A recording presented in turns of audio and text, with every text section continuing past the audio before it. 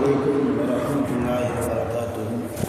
نحمد الله العظيم ونصلي على رسوله الكريم أما بعد. அன்பான பெரியவர்களே, ஜமாத்தார்களே, அல்லாஹ்வின் அருளால் ஃபஜ்ருடைய தொழுகையை தொழுதுவிட்டு நன்மையான விஷயங்களை குறித்து பேசுவதற்காக கேட்பதற்காக நாம் எல்லாம் அமர்ந்திருக்கிறோம். ரப்புல் ஆலமீன் அல்லாஹ் ஜல்லஷானஹு வ தஆலா நம்முடைய எல்லா அமல்களையும் பரிபூர்ணமாக கபூல் செய்வானாக. ஆமீன். கைர் பரக்கத்துகள் நிறைந்த நாளாக கெட்ட முடிவுகளை விட்டும் முசீபத்துகளை விட்டும் அல்லாஹ்வின் படைப்புகளின் தீங்குகளை விட்டும் பாதுகாப்பு பெற்ற நாளாக அல்லாஹ் இந்த நாளை நமக்கு அமைத்து தருவானாக. சங்கையானவர்களே, ஒவ்வொரு முஸ்லீமும் மூமினும் உலகத்தில் வாழ்கிற போது தக்வாவோடு வாழ வேண்டும் என்று குர்ஆன் கூறுகிறது.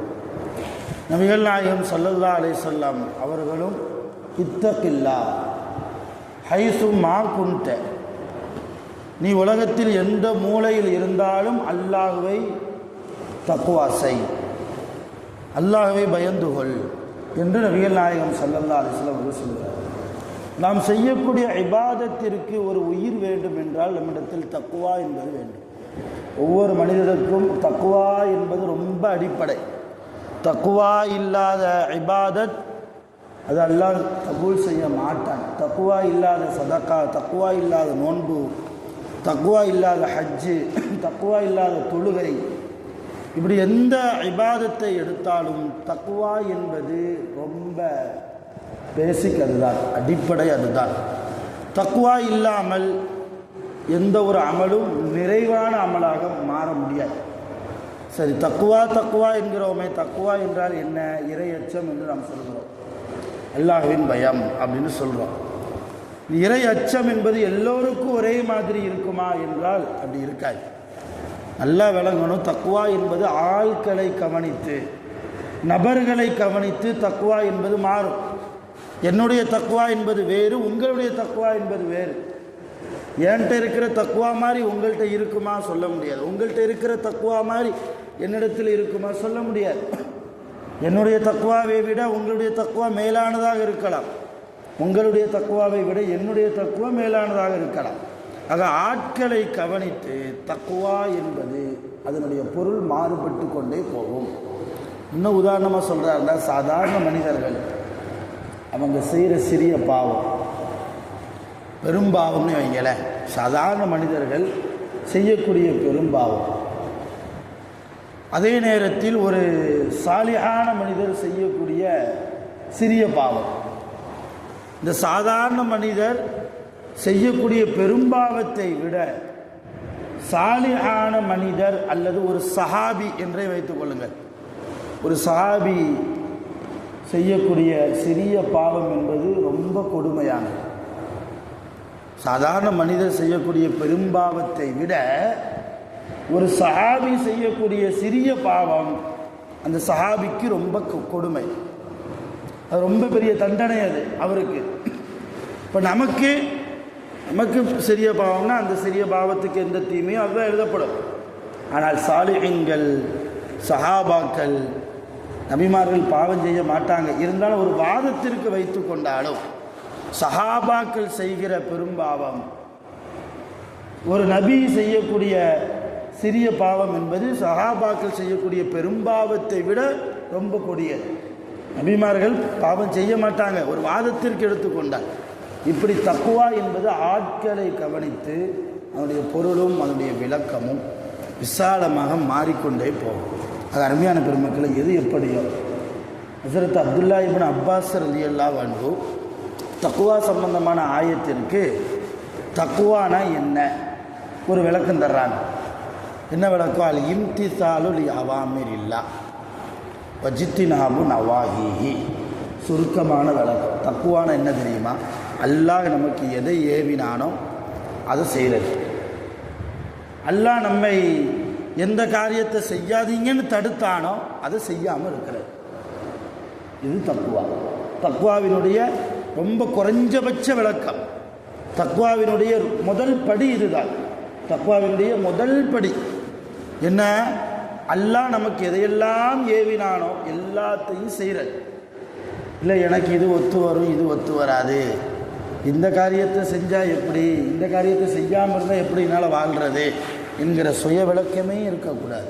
என் ரப்பு இதை ஏவினால் நான் செய்கிறேன், என் ஷரியத்தில் என்னுடைய மார்க்கத்தில் இந்த காரியம் ஹராமாக்கப்பட்டிருக்கிறது, நான் செய்ய மாட்டேன் என்று வந்தால் அது தக்குவா. அருமையான பெருமக்களை, இப்படி தக்குவாவுடைய நபர்களாக நாம் மாறிவிட்டால் நாம் செய்யக்கூடிய ஒவ்வொரு தான தர்மமும் ₹1 கொடுத்தாலும் நமக்கு மிகப்பெரிய பிரயோஜனம். ஒரு சின்ன மனிதர்களுக்கு உபதேசம் செய்தாலும் நமக்கு மிகப்பெரிய பிரயோஜனம். இல்லை என்றால் நம்முடைய உபதேசத்தால் எந்த பிரயோஜனமும் இருக்காது, எந்த பிரயோஜனமும் இருக்காது. இப்போ நான் உங்களுக்கு உபதேசம் செய்கிறேன்னா ஏதாவது ஒரு சில மனிதரிடத்துலையாவது ஏதாவது ஒரு பிரயோஜனம் இருக்கணும். அப்படி எந்த மனிதனிடத்திலையும் எந்த மாற்றத்தையும் காணப்படலைன்னா பேசுகிற நான் சரியில்லைன்னு அர்த்தம்.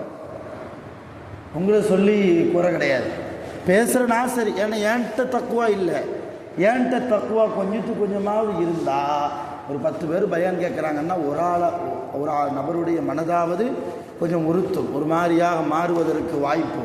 ஒரு ஷரியத்தின் பாதையில் இனிமேலாவது, கடந்த காலம் ஒரு மாதிரி போயிருச்சே, இனிமேலையாவது ஷரியத்தின்படி குர்ஆனின்படி ஹதீஸின்படி நாம் வாழலாமே என்கிற ஒரு எண்ணம் வந்தால் பேசுகிற நபரிடத்தில் கொஞ்சத்துக்கு கொஞ்சமாவது தக்குவா இருக்குதுன்னு அர்த்தம். அருமையான பெருமக்களே, எது எப்படியோ உலகத்தில் வாழ்கிற போது தக்குவா ரொம்ப அடிப்படை. அதை மட்டும் மனசில் ஆழமாக பதிய வைக்கணும். ஆயிஷா ரலியல்லாஹு தஆலா அன்ஹா சக்கராத்துடைய நிலைமையில் அவங்க தக்குவாவை பாருங்கள். ஆயிஷா ரலியல்லாஹு சாதாரணமான பெண் இல்லை, உம்முல் மூமினின், முமின்களுக்கெல்லாம் தாய் என்கிற அந்தஸ்து அவங்களுக்கு. ரசூலுல்லாஹி ஸல்லல்லாஹு அலைஹி வஸல்லம் அவங்களுடைய மனைவிமார்களில் மிக முக்கியமான ஒரு மனைவி ஆயிஷா அம்மா. ரசூல்லா அல்லாட்ட மன்னிப்பு கேட்டாங்களாம். ரசூலுல்லா அல்லாட்ட ஒரு தடவை இப்படி மன்னிப்பு கேட்டாங்க, யா அல்லாஹ் என்னைய மன்னிச்சிடுறப்பே, ஏன்னா என் மனைவிமார்களுக்கு மத்தியில் நான் நீதமாக நடக்கிறேன். ஒரு மனைவிக்கு ஒரு மாதிரி, இன்னொரு மனைவிக்கு இன்னொரு மாதிரி, இன்னும் நான் பாகுபாடு பார்க்கறது இல்லை.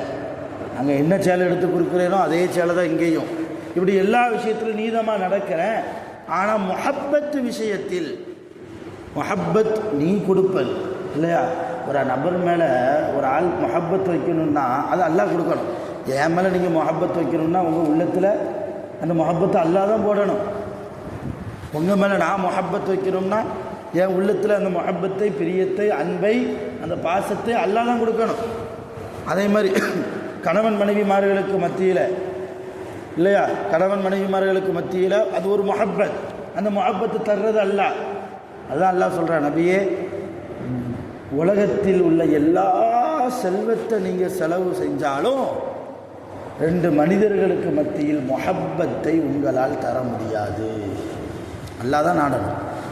அதுதான் ரசூல்லா கேட்குறாங்க, யா அல்லாஹ் என் மனைவிமார்களுக்கு மத்தியில் நான் ரொம்ப நீதமாக நடக்கிறேன், ஆனால் முஹப்பத் என்பதை நீ கொடுப்பது. மற்ற மனைவிமார்கள் மீது நான் வைக்கக்கூடிய பாசத்தை விட கொஞ்சம் அதிகமாக ஆயிஷா மேலே நான் வைக்கிறேன். முஹப்பத் விஷயத்தில் நான் நீதமாக இல்லையோ என்று நான் பயப்படுகிறேன். முஹப்பத்தை கொடுக்கறது நீதானே என்றெல்லாம் அல்லாட்ட பேசி மன்னிப்பு கேட்டாங்க என்று ஆயிஷா அம்மாவினுடைய வரலாறில் நாம் படிக்கிறோம். ஹதீஸ் இருக்குது. அந்த அளவு ஆயிஷா அம்மா ரசூலுல்லாஹ் இன்னொரு கட்டத்தில் சொன்னாங்க, என்னுடைய காலத்துக்கு பின்னால் இந்த மார்க்கத்தை ஆயிஷாவிடத்தில் நீங்கள் கேட்டுக்கொள்ளுங்கள். கிட்டத்தட்ட 2000க்கும் மேற்பட்ட ஹதீஸை அறிவித்த ஒரே பெண் சஹாபி, ஒரே பெண்மணி யார்? ஆயிஷா அம்மா தான். 2000க்கும் மேற்பட்ட ஹதீஸை அறிவித்த ஒரு பெண் இருக்கிறார்கள் என்றால் அது நம்முடைய தாய் ரசூலுல்லாஹ்வுடைய மனைவி ஆயிஷா அம்மா. அப்படிப்பட்ட ஆயிஷா ரலியல்லாஹு அன்ஹா அவங்க தக்வாவத்தை சொல்ல வர்றேன். அவங்க சக்கராத்துடைய நிலைமையில் இருக்கும்போது குடும்பத்தார்களை கூப்பிட்டாங்க. எனக்கு சக்கராத்து நெருங்கிருச்சு, மௌத்தாக போகிறேன், அதனால் அந்த வீட்டில் இந்த ஓரத்தில் ஒரு பெட்டி ஒன்று இருக்குது, அந்த பெட்டி எடுத்துகிட்டு வாங்கன்னாங்க. அந்த கூட இருந்தவங்கெல்லாம் போய் அந்த பெட்டியை எடுத்துகிட்டு வந்தாங்க. ஆயிஷா அம்மா அந்த பெட்டியை திறந்தா அந்த வீட்டில் இருக்கிற எல்லாருக்கும் கஸ்தூரி வாசம், கஸ்தூரி மனம். அந்த வீடே மனம் கமலக்கூடிய ஒரு இடமா மாறி போச்சு. என்னன்னு பார்த்தா அந்த பெட்டிக்குள்ளே ரசூலுல்லாஹி ஸல்லல்லாஹு அலைஹி வஸல்லம் அவர்கள் வாழ்கிற போது அவர்கள் அணிந்த ஜிப்பா இருக்குது, ஒரு ஆடை. அந்த ஆடையினுடைய பரக்கத் அந்த கஸ்தூரி ஆடை என்பது. அந்த ஆடையை எடுத்து ஆயிஷா அம்மா முத்தமிட்டு தன் கூட இருந்த அடிமை பெண்கள் உறவுக்காரங்கள்ட்ட எல்லாம் கொடுத்து சொல்கிறாங்க, ஒருவேளை நான் இன்றைக்கு வஃபாத் ஆகிவிட்டால், ஒருவேளை இன்றைக்கு நான் வஃபாத் ஆகிவிட்டால் என்னுடைய கபரில் என் நெஞ்சிலே இந்த ஜிப்பாவை வைத்து அடக்கம் செய்யுங்கள். இந்த ரசூலுல்லாவுடைய ஜிப்பாவை வைத்து அடக்கம் செய்யுங்கள். ஏன் அப்படி சொன்னாங்க அப்படின்னா, அதுக்கு ஆயிஷா அம்மா அவங்களே சொல்கிறாங்க, நான் ஏதாவது ஒரு பாவம் செய்திருந்தால் அதன் காரணமாக என்னை கபரு நெருக்குவதற்கு அதாபு செய்வதற்கு வாய்ப்பு இருக்கிறது. அப்படி என்னை கபர் அதாபு செய்யப்படாமல் இருக்க வேண்டும் என்று நான் ஆசைப்படுகிறேன். அதற்கு ஒரே வழி ரசூலுல்லாவுடைய பரக்கத். ரசூலுல்லாவுடைய பொருளை நான் தாங்கியவளாக கபருக்குள்ளே இருந்தால் ஆதரவு வைக்கிறேன் அல்லாஹ்விடத்திலே. அல்லாஹ் என்னை கபரை கொண்டு நெருக்க மாட்டான், வேதனை செய்ய மாட்டான் சொல்லிட்டு வஃபாத் ஆகிறாங்க. அதே மாதிரியே அவங்களுடைய ஆயிஷா அம்மாவுடைய கபரில் அந்த ஜனாசாவை கொண்டு உள்ளே வச்சதுக்கு பின்னால் அவங்களுடைய நெஞ்சு பகுதியில் ரசூலுல்லாஹி ஸல்லல்லாஹு அலைஹி வஸல்லம் அவங்களுடைய அந்த ஜிப்பாவையும் வைக்கப்பட்டு நல்லடக்கம் செய்யப்பட்டு. எதுக்காக சொல்கிறேன்னா, ஆயிஷா ரலியல்லாஹு ஏதாவது பாவம் செஞ்சாங்கன்னு சொல்ல முடியுமா? பத்தினி பெண் ஆயிஷா இல்லையா? ஆயிஷா அம்மா விஷயத்தில் இட்டுக்கட்டி ஒரு விஷயம் மதீனாவில் பரவி கொண்டு இருந்த போது அல்லாஹ் கிட்டத்தட்ட 10க்கும் மேற்பட்ட ஆயத்தை குர்ஆனில் வச்சுட்டான், இறக்கிட்டான். ஆயிஷா பத்தினி என்பதை அல்லாவே டிக்ளேர் பண்ணான். அந்த அளவு அல்லாஹ்வால் பொருந்தி கொள்ளப்பட்ட அழகான வாழ்க்கையை பெற்றவர்கள் ஆயிஷா அம்மா. அவங்க சக்கராத்துடைய நிலைமையில் அல்லாஹ்வை பயந்த விதம். சுருக்கமாக தக்வா என்பது ஃபிஸ்ஸிர்ரி வல் அலானியா, தனிமையில் இருக்கிற போதும் பகிரங்கமாக இருக்கிற போதும் எல்லா நேரத்திலும் அல்லாஹ்வை பயப்படுவது. 4 பேருக்கு மத்தியில் மட்டும் இருந்தால் அல்லாஹ்வுடைய பேச்சு, தனிமையில் போனால் அல்லாஹ்வை மறந்து போகிறது, இது அழகல்ல நமக்கு. ஆக தக்வாவுடைய இந்த விஷயம் ஆழமானது. தொடர்ந்து பேசுவோம். வல்ல ரஹ்மான் நம் அனைவர்களையும் முத்தகீன்களாக தக்வாதாரிகளாக முழுமையாக கபூல் செய்வானாக. அல்ஹம்துலில்லாஹி ரப்பில் ஆலமீன். சுப்ஹானல்லாஹி வ பிஹம்திஹி சுப்ஹானல்லாஹி வ பிஹம்திஹி அஷ்ஹது அன் லா இலாஹா இல்லா அன்த அஸ்தக்ஃபிருக வ அத்தூபு இலைக். ஆமீன். சுப்ஹான ரப்பிக ரப்பில் இஸ்ஸத்தி அம்மா யசிஃபூன் வ ஸலாமுன் அலல் முர்ஸலீன் வல்ஹம்துலில்லாஹி ரப்பில் ஆலமீன். ஸல்லல்லாஹு அலா முஹம்மத் ஸல்லல்லாஹு அலைஹி வஸல்லம். ஸல்லல்லாஹு அலா முஹம்மத் ஸல்லல்லாஹு அலைஹி வஸல்லம். ஸல்லல்லாஹு